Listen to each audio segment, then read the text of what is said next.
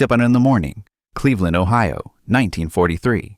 January cold burns through the darkness, but inside the White Motor Company plant on St. Clair Avenue, the heat from the forges pushes past 90 degrees. The night shift is finishing up, and the assembly line moves with mechanical precision. But these aren't ordinary trucks rolling toward completion. These are white half-tracks, armored personnel carriers that will carry American soldiers across North Africa, through Sicily, up the Italian peninsula, and eventually into France and Germany. Every vehicle built here will go to war. Every weld has to hold. Every component has to work. Because failure doesn't mean a breakdown on the side of the road. It means American soldiers dying in combat. The workers understand this. They work with a focus that transcends normal manufacturing. At peak production, White Motor employs 18,000 workers building military vehicles around the clock. The plant operates 7 days a week. There are no holidays during war, no days off. Just continuous production feeding the arsenal of democracy. Between 1940 and 1945, White Motor will manufacture more than 150,000 military vehicles. Half-tracks, scout cars, tank destroyers, cargo trucks. The company that started building steam-powered automobiles in 1900 has become one of America's most important defense contractors, and the workers building these vehicles believe they're part of something that will last forever. White Motor has been in Cleveland for 4 decades. The company survived the transition from steam to gasoline, the Great Depression, and now it's proving essential to winning World War II. Surely that kind of company, that kind of contribution, means permanent security. They're wrong. By 1980, White Motor will be bankrupt. The St. Clair Avenue plant will close. The 18,000 workers at peak will be gone. The company that built the trucks that won World War II will disappear as if it never existed. If you're fascinated by the untold stories of America's vanished industrial giants and the military manufacturing that once defined them, hit that like button and subscribe. Drop a comment telling me which forgotten defense contractor I should investigate next. Your support keeps these deep dives coming. Let's begin. The White story begins not with automobiles, but with sewing machines. Thomas H. White founded the White Manufacturing Company in 1876 in Cleveland, building industrial sewing machines for garment factories. By the 1890s, White Manufacturing had become successful and wealthy, employing hundreds of workers in a Cleveland factory. But Thomas White's sons were looking toward the future.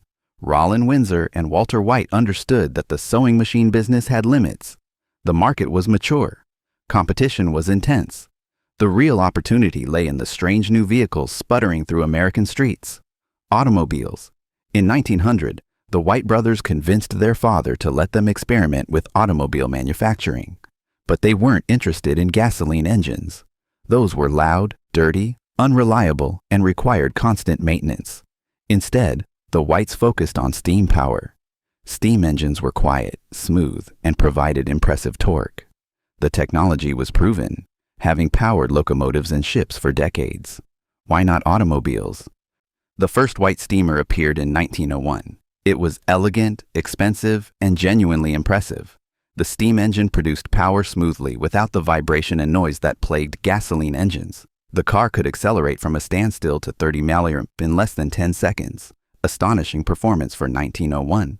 Wealthy buyers loved them. Presidents drove White steamers. Theodore Roosevelt owned one and used it for official travel. The cars became status symbols, demonstrating that their owners could afford the most advanced technology available. But steam power carried fatal flaws. The boilers took 20 minutes to heat up before you could drive. Water had to be replenished every 30 miles or so. Freezing weather created problems as water in the system could freeze and crack components. And gasoline engines were improving rapidly, eliminating the advantages that steam had once offered. By 1910, the White brothers understood they needed to transition to gasoline power or die. They made the switch reluctantly, introducing their first gasoline-powered automobile in 1910 and discontinuing steam cars entirely by 1911. White's gasoline automobiles continued the company's tradition of building expensive, high-quality vehicles. But the brothers quickly realized that luxury cars represented a limited market. The real opportunity was commercial vehicles, trucks and buses for businesses that needed reliable transportation for goods and passengers. In 1910, White introduced its first truck. The vehicle was simple, sturdy, and built to handle the terrible roads of early 20th century America. Businesses discovered that white trucks could survive punishment that destroyed competitors' vehicles. By 1915, White had largely abandoned passenger car production to focus exclusively on trucks and buses. The company was building its future on commercial vehicles for customers who valued durability over glamour. Then World War I transformed everything. The U.S. Army needed trucks, thousands of them, to supply American forces in Europe. Horse-drawn wagons couldn't handle the scale of modern warfare. Motorized transportation was essential. White Motor Company received military contracts that dwarfed anything the company had produced for civilian markets. Between 1917 and 1918, White built thousands of military trucks. The vehicles proved themselves under brutal conditions. They hauled supplies through mud and over damaged roads. They operated in conditions that would have killed civilian trucks. They kept running despite minimal maintenance and constant abuse. The Army was impressed. White had established itself as a reliable military supplier, a relationship that would define the company for the next 50 years. After World War I, White returned to building civilian trucks and buses. Through the 1920s and 1930s, the company became one of America's leading commercial vehicle manufacturers. White buses were everywhere, providing transportation in cities across the country. White trucks hauled freight for major companies. The St. Clair Avenue plant in Cleveland expanded repeatedly, eventually covering more than 40 acres with multiple interconnected buildings. Employment grew to more than 5,000 workers by 1930. When World War II began in Europe in 1939, the U.S. military started preparing for eventual American involvement. The Army needed vehicles, lots of them, and needed manufacturers who could deliver quality and quantity simultaneously. White Motor was an obvious choice. The company had proven itself in World War I. The engineering was solid. The Cleveland plant had capacity for massive expansion. In 1940, White received contracts to build military vehicles in quantities that seemed almost impossible.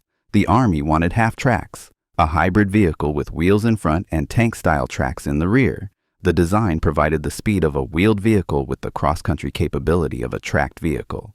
White engineers designed the M2 and M3 half-tracks, armored personnel carriers that could transport troops across terrain where conventional trucks would bog down.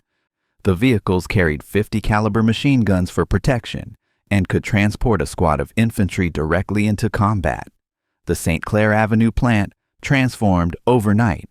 Civilian truck production ceased. Every inch of the factory was reconfigured for military manufacturing. New equipment arrived daily. The workforce exploded as White hired anyone who could hold a wrench or operate a machine. By 1943, White Motor employed 18,000 workers across 3 shifts that never stopped. Women entered the factory floor in large numbers, learning to weld armor plate, to assemble complex drivetrains, to test vehicles before they shipped overseas. The pace was relentless. At peak production, White completed more than 400 military vehicles per week. That's nearly 60 per day, more than 2 per hour, 24 hours a day, 7 days a week. The vehicles went everywhere American forces fought. White half-tracks carried troops in North Africa, Sicily, Italy, France, and Germany. They served in the Pacific, though the terrain there favored other vehicles. More than 150,000 White military vehicles were built during the war, an extraordinary achievement that proved Cleveland could manufacture at scales that rivaled any city in America.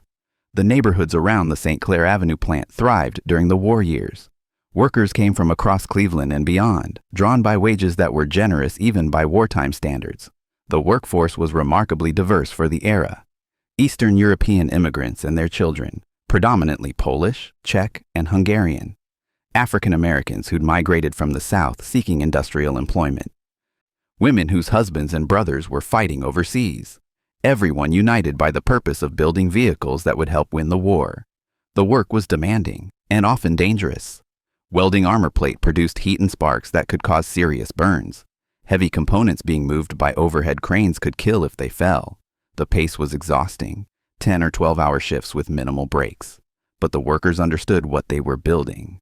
Every half-track that left the Cleveland plant might save American lives. Every vehicle assembled correctly might help end the war sooner. That sense of purpose sustained them through the exhaustion and danger. The wages reflected both the importance of the work and the wartime labor shortage. A skilled worker at White Motor in 1943 earned roughly $150 per hour, about $50,000 per year in today's money. That was enough to support a family comfortably, save money, and participate fully in the wartime economy. The United Auto Workers organized the plant during the war years. Despite the pressures of wartime production, workers demanded fair treatment and reasonable working conditions. The union negotiated contracts that provided job security, grievance procedures, and the promise of continued good wages after the war. The neighborhoods around St. Clair Avenue became working-class strongholds. Workers bought modest houses within walking distance of the factory. They supported businesses along St. Clair and the surrounding streets: Polish delis, Hungarian bakeries, taverns where men gathered after shifts to drink beer and discuss the war. Churches were filled on Sundays with workers and their families. This was the American industrial working class at its peak, building the weapons that would defeat fascism while building middle-class lives for themselves. When the war ended in August 1945, White Motor faced the same challenge as every defense contractor: return to civilian production without destroying the company. The military contracts stopped almost immediately. The demand for half-tracks and scout cars evaporated overnight. White had to transition back to building civilian trucks and buses, but the market was different than in 1940. The war had accelerated technological change. Diesel engines were becoming standard. Vehicle designs were more sophisticated. Competition was intense, but White had advantages. The company's reputation for durability had been cemented by military service. Fleet operators knew that White vehicles could survive punishment. The engineering expertise developed during wartime could be applied to civilian products. Through the late 1940s and 1950s, White Motor thrived building trucks and buses for commercial customers. The company introduced diesel-powered trucks that offered better fuel economy and longer service life than gasoline engines. White buses transported passengers in cities across America. The St. Clair Avenue plant continued operating at substantial capacity. Employment stabilized around 6,000 to 8,000 workers through the 1950s, down from the wartime peak but still significant. The company diversified, acquiring other truck manufacturers and expanding into related businesses. By 1960, White Motor was one of America's largest truck manufacturers, competing with Mack, International Harvester, and other established brands. But the seeds of future problems were already visible. The commercial truck market was consolidating. Smaller manufacturers were being absorbed or eliminated. Foreign competition, particularly from Europe and Japan, was beginning to appear. And White's Cleveland plant, built in an earlier era, was becoming less competitive compared to newer, more efficient facilities being constructed in the suburbs and in right-to-work states with lower labor costs. In the 1960s, White Motor's management made a decision that would ultimately destroy the company. Instead of focusing on their core competency of building trucks, they would diversify into other businesses. The strategy was fashionable at the time. Conglomerates were building empires by acquiring companies in unrelated industries. The theory was that diversification reduced risk. If one business struggled, others would compensate. White began acquiring companies aggressively: farm equipment manufacturers, construction equipment companies, even a refrigeration business. By the early 1970s, White Motor had become a sprawling conglomerate with operations across multiple industries. The diversification strategy failed catastrophically. White's management had expertise in building trucks. They understood that business. They didn't understand farm equipment or construction machinery. The acquired companies required capital investment that drained resources from the core truck business. Integration was difficult. Synergies that looked good on paper never materialized in practice. Meanwhile, the truck business was facing increasing pressure. Freightliner, a subsidiary of Consolidated Freightways, was building high-quality trucks at competitive prices. PACCAR was growing aggressively.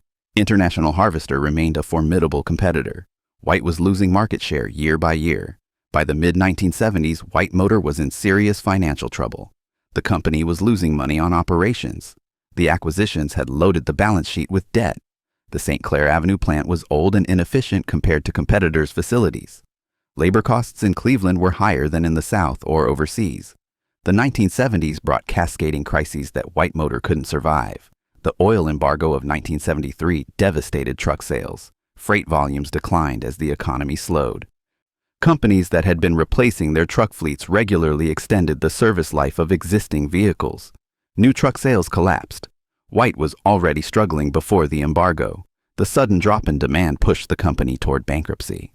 Management responded with layoffs and plant closures.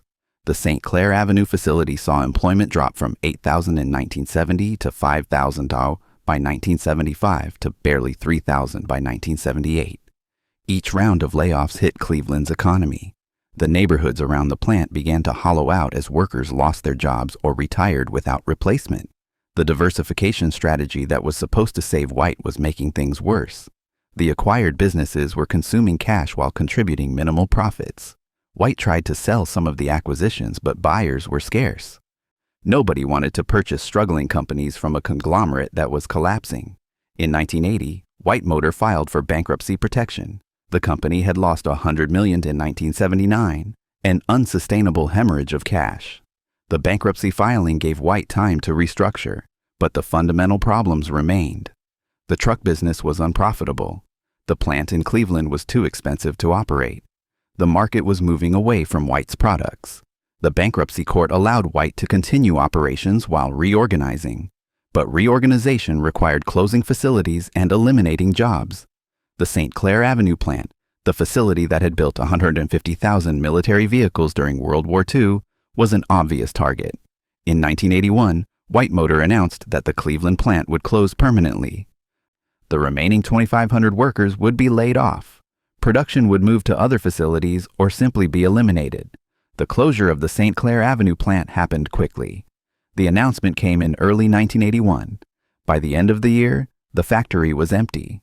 Workers who'd spent decades building White trucks watched their employer disappear. Some found jobs at other manufacturers. Many didn't. The older workers took early retirement with pensions that would prove less secure than promised.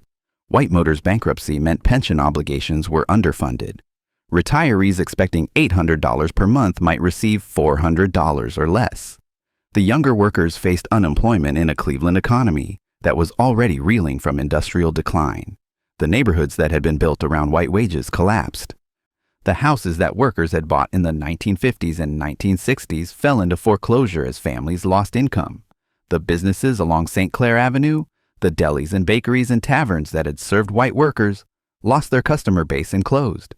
The churches saw their congregations shrink as families moved away. The social infrastructure disintegrated. What remained was the physical plant itself. 40 acres of industrial buildings that nobody wanted. The structures were old, designed for manufacturing processes that were obsolete. The neighborhood around them was declining. The property had no obvious value. Through the 1980s and 1990s, portions of the complex were leased to small manufacturers and warehousing operations. But maintenance was minimal. The buildings deteriorated as weather took its toll. Windows broke, roofs leaked. The factory that had represented Cleveland's industrial might became a symbol of the city's decline. Eventually, most of the complex was demolished. The buildings came down in the 1990s and 2000s, torn apart and hauled away. What had been 40 acres of integrated automobile manufacturing became scattered parcels redeveloped for various uses that bore no resemblance to the original purpose. Today, almost nothing survives of the original White Motor complex on St. Clair Avenue. The site has been redeveloped with modern commercial buildings, light industrial facilities, and some residential structures. Someone unfamiliar with Cleveland's history could drive past without realizing that one of America's most important military vehicle manufacturers once operated there. A few smaller buildings on the periphery survived and were converted to other uses, but they're unrecognizable as parts of the original White Motor plant. The neighborhood that grew up around the factory never recovered. The area remains one of Cleveland's most economically challenged, with poverty rates far exceeding the city average. The houses that White workers bought have either been demolished or deteriorated badly. The businesses that served the plant are long gone. Cleveland itself lost more than half its population between 1950 and 2020, falling from 915,000 to barely $372,000. The city that had been America's fifth largest became another Rust Belt casualty. White Motor's closure was just one of dozens of manufacturing losses that destroyed Cleveland's industrial base.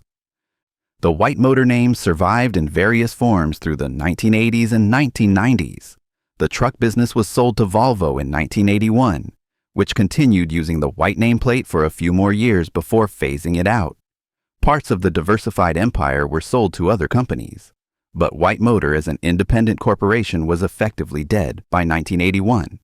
The company that had built steam cars in 1900, that had manufactured 150,000 military vehicles during World War II, that had employed 18,000 workers at peak, simply disappeared. The half-tracks that White Motor built during World War II served for decades after the war. The vehicles proved so durable that many remained in service with the U.S. military through the 1950s. Foreign militaries used them even longer. Israeli forces used modified White half-tracks through the 1960s and 1970s. The vehicles that had carried American soldiers across Europe were still carrying Israeli soldiers in the Sinai Desert 30 years later, but this legacy provided no benefit to Cleveland or to the workers who'd built those vehicles. The military contracts were long expired. The expertise that had manufactured half-tracks had scattered or died with retired workers. The connection between Cleveland and military vehicle manufacturing was severed. Today, White half-tracks survive primarily in museums and private collections. Military history enthusiasts restore them and display them at shows. The vehicles are recognized as important artifacts of World War II. Examples of American industrial might apply to military purposes. But this historical appreciation doesn't help Cleveland. It doesn't restore the jobs that were lost. It doesn't rebuild the neighborhoods that collapsed. The vehicles survived while the company that built them disappeared. An irony that would have been impossible to imagine in 1943 when Cleveland was building 400 military trucks per week. Could White Motor have survived? The question is complicated because the company's problems were both strategic and structural. The diversification strategy was clearly a mistake. White's management should have focused on their core truck business rather than building a conglomerate. But focusing on trucks might not have saved the company either. The commercial truck market was consolidating. Smaller independent manufacturers couldn't compete with larger corporations that had better economies of scale, stronger dealer networks, and deeper pockets to weather bad years. Even if White had avoided the diversification mistakes, the company probably would have been absorbed by a larger competitor eventually. The Cleveland plant closure was probably inevitable regardless of corporate strategy. The facility was old, inefficient, and located in a high-cost area. Newer plants in the South or overseas could manufacture trucks more cheaply. The logic of cost minimization demanded closing Cleveland and moving production elsewhere. The broader question is whether America lost something important when companies like White Motor disappeared. The manufacturing expertise, the ability to build military vehicles at scale, the industrial capacity that won World War II, all of that eroded as companies closed and workers scattered. When the next crisis comes, when America needs to manufacture military equipment quickly, will we still have the capacity? The answer is increasingly unclear. The White Motor Company's St. Clair Avenue plant operated for more than 70 years, from 1910 to 1981. At peak employment during World War II, 18,000 workers built military vehicles around the clock. The facility manufactured more than 150,000 half-tracks, scout cars, and cargo trucks that helped win the war. Today, the site is redeveloped with structures that bear no resemblance to the factory that once stood there. The company that started building steam cars in 1900 and transitioned through gasoline automobiles to become a major truck manufacturer is gone. White Motor filed for bankruptcy in 1980, closed its Cleveland plant in 1981, and dissolved as an independent corporation shortly after. The workers who built White half-tracks believed they were part of something permanent. They'd helped win World War II. They'd built vehicles that presidents drove and that soldiers depended on. Surely that kind of contribution meant job security, meant the company would honor their loyalty, meant Cleveland would remain an industrial center. They were wrong. Corporate decisions made in distant boardrooms eliminated their jobs. Market forces beyond anyone's control made their skills worthless. The neighborhoods they'd built around White wages collapsed.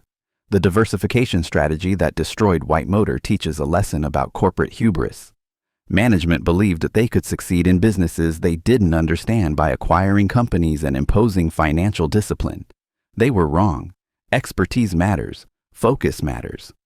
Building a conglomerate from unrelated businesses doesn't reduce risk. It multiplies complexity and dilutes management attention from what actually matters. The Cleveland plant closure teaches a lesson about the fragility of manufacturing employment. A facility that employed 18,000 workers at peak can disappear in less than a year.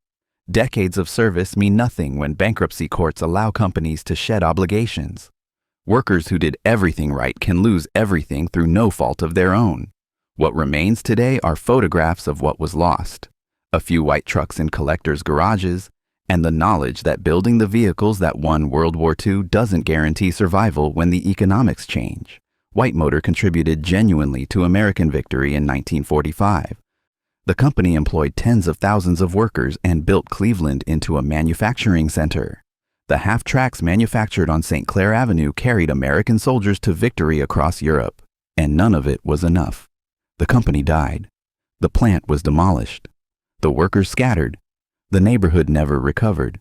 That's the dark story of White Motor, a company that built the trucks that won the war, then disappeared as if its contribution meant nothing. 70 years, and 18,000 workers at peak, gone. The factory where Army trucks were born, demolished and forgotten. The workers who built victory, discarded when they were no longer convenient. Cleveland still stands, though diminished. The population is half what it was in 1950. The industrial jobs are mostly gone. What replaced them pays a fraction of what White Motor offered. The city that built the vehicles that won World War II is now struggling to survive, another casualty of the same forces that destroyed the company that made it important.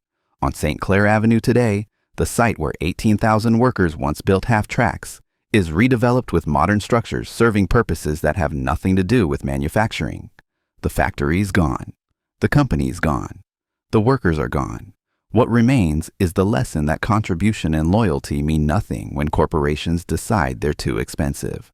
That building the weapons that win wars doesn't protect you when bankruptcy courts allow companies to walk away from obligations. That American industrial might, the arsenal of democracy that defeated fascism, was temporary, built for a moment, discarded when the moment passed, leaving ruins and questions nobody wants to answer.